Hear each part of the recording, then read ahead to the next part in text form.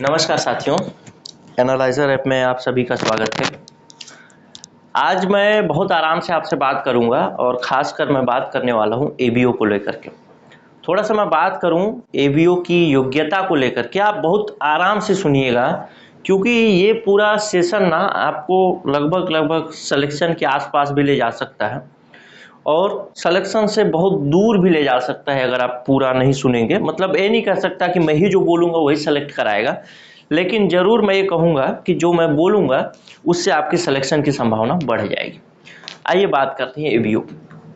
देखिए, एबीओ में अगर योग्यता की बात करें ना, तो इसमें दो योग्यताएं हैं। एक तो आपका पीजी होना चाहिए, पीजी मतलब पोस्ट ग्रेजुएट होना चाहिए। दूसरा योग्यता है आपके पास बीएड होना चाहिए।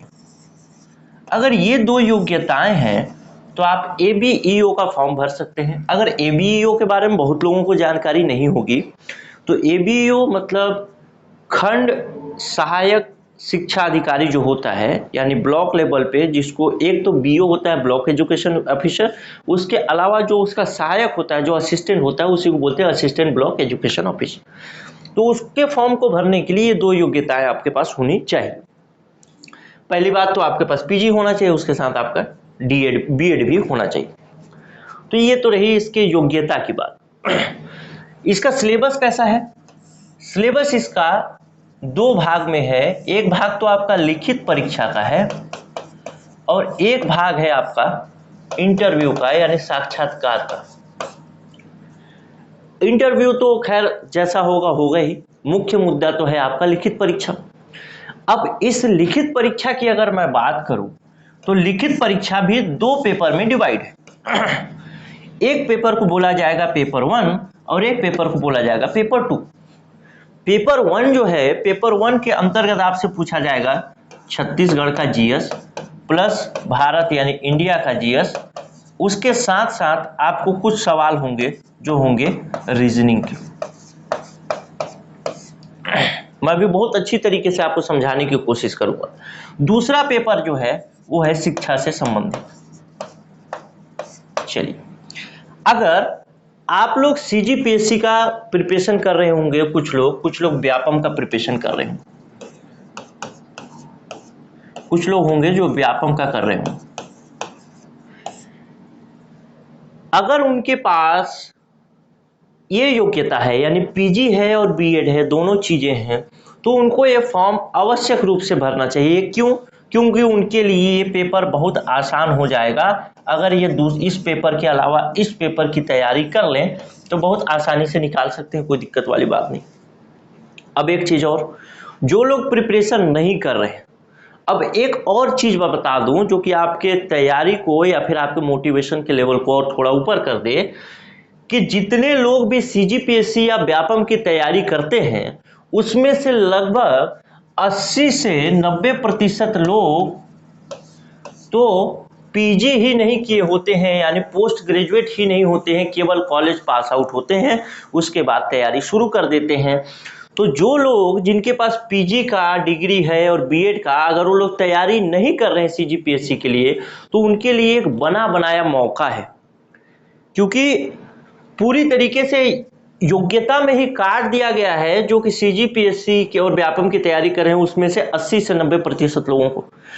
अब बाकी जो बचे इसमें से 10 से 20% लोग, उसमें कुछ लोगों के बाद, यानी लगभग इस 20% की अगर बात करूं तो 20 में ये समझिए कि 17 से 18% लोगों के पास आपको बीएड का डिग्री नहीं होगा, तो ये लोग तो ऐसे ही कट गए। जो लोग बचे हैं 17 से 18% काटने के बाद 2 से 3% जो लोग बचे हैं वही लोग होंगे जिनके पास बीएड की डिग्री होगी और साथ साथ पीजी भी होगा। तो वो लोग तो इस फॉर्म को भरेंगे ही भरेंगे। अच्छा, दूसरी बात, जो लोग तैयारी करना चाह रहे हैं, जो कि पहले पीजी कर चुके हैं, बीएड कर चुके हैं, लेकिन वो कभी सीजीपीएससी और व्यापम की तैयारी नहीं किए, तब की स्थिति में अगर वो अपना तैयारी शुरू करना चाहते हैं तब क्या बात है?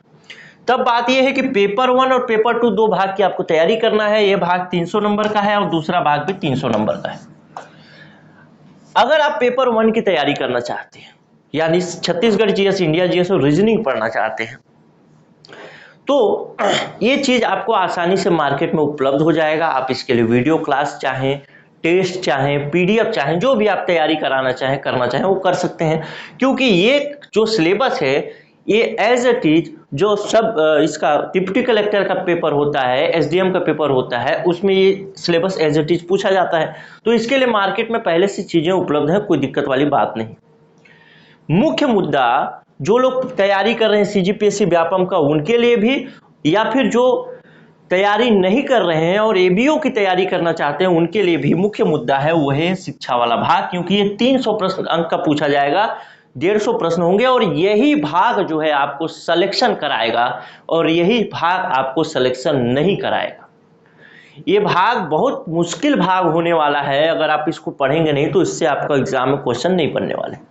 तो कुल मिला के कोई भी परीक्षार्थी हो, चाहे वो सीजीपीएससी की तैयारी कर रहा हो या नहीं कर रहा हो, एबीओ का फॉर्म भर रहा है तो सेकेंड पार्ट तो महत्वपूर्ण भाग है ही है, इसके बिना सिलेक्शन संभव नहीं है। और इसके लिए मार्केट में आपको बुक उपलब्ध नहीं है, किताबें उपलब्ध नहीं है, कोई कोचिंग इंस्टीट्यूट अच्छा उपलब्ध नहीं है, कोई टेस्ट सीरीज, कोई नोट्स कुछ भी उपलब्ध नहीं है, पीडीएफ उपलब्ध नहीं है। बड़ी मुश्किल चीज है इसको पढ़ पाना। अब क्या होगा, अभी तो एबीओ का जो फॉर्म आएगा, मतलब इसका जो पोस्ट आएगा वो आएगा 198 पद के आसपास, और लगभग 2 महीने के आसपास, 2 महीने के अंदर ये पद आ भी जाएगा। तो जब ये पद आएगा तो आपको लगभग 1.5 से 2 महीने का समय मिलेगा।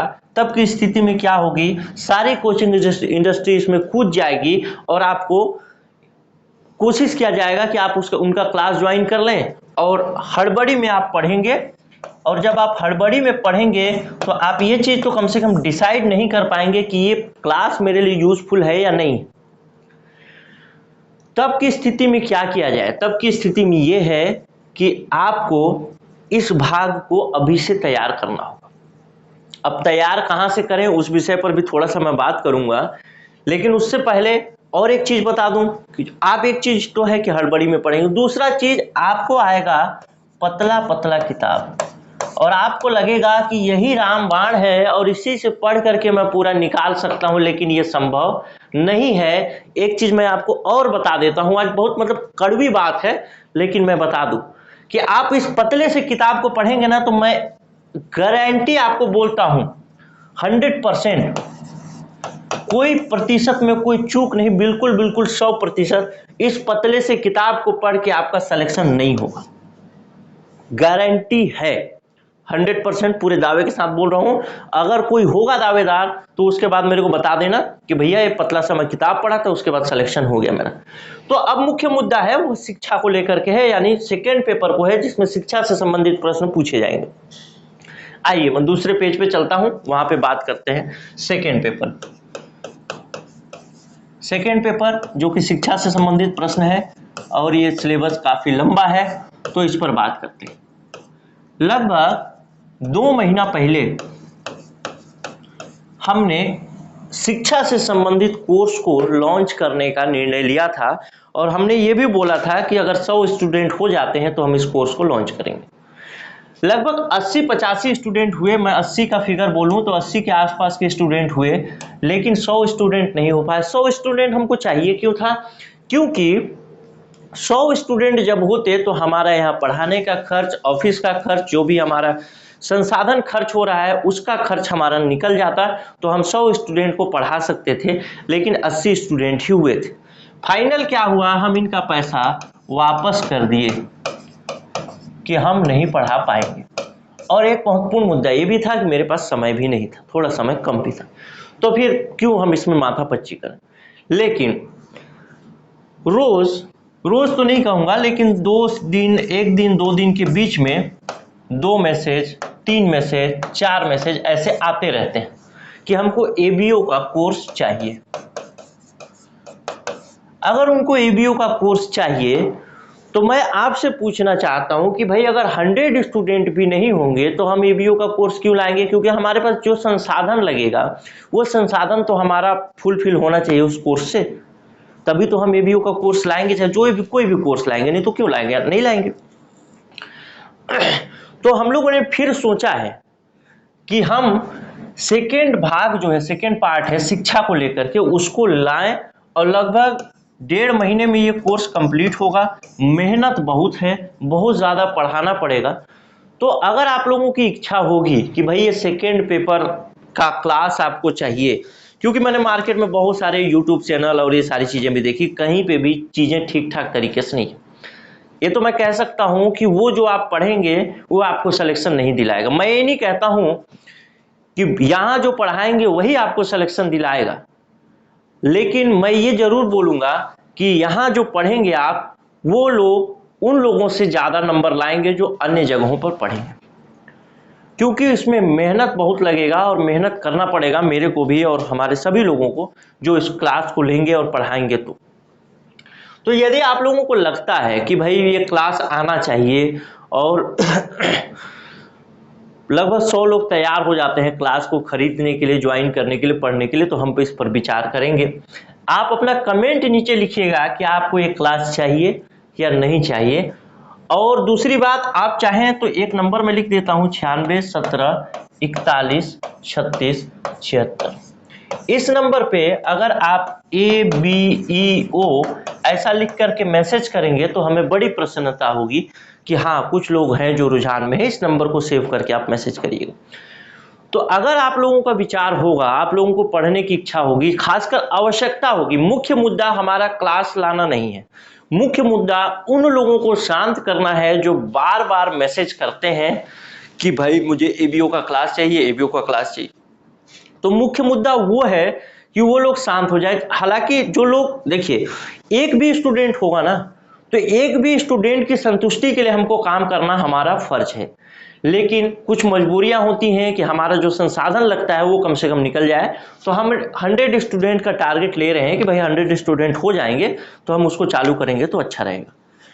तो मैं उम्मीद करता हूं कि आप समझ पाए होंगे पेपर के नेचर को कि किस तरीके से, कहां से निकाला जा सकता है, कैसे किया जा सकता है। और जो लोग पहले से CGPSC व्यापम की तैयारी नहीं किए हैं, यानी PG और BEd करके बैठे हैं और उनको लगता है कि नहीं दोनों क्लास हमको चाहिए, तो उनको दोनों क्लास भी उपलब्ध हो जाएगा। ये क्लास तो आपको आसानी से उपलब्ध हो जाएगा। लेकिन अभी विशेषकर मैं बात कर रहा हूँ सेकेंड पेपर को लेकर के, क्योंकि मुख्य जो समस्या बना हुआ है वो सेकेंड पेपर बना हुआ है। बाकी फर्स्ट पेपर तो आसानी से आप किसी भी तरीके से कर ही लेंगे। तो बस यही बात थी। आप नीचे अपना कमेंट जरूर लिखिएगा और किसी को अगर लगे कि हाँ मैसेज करना चाहिए तो मैसेज करके बताइएगा। उसके बाद हम चालू करने की कोशिश करेंगे। चलिए मिलते हैं अगले वीडियो में, तब तक के लिए नमस्कार, जय हिंद, जय भारत।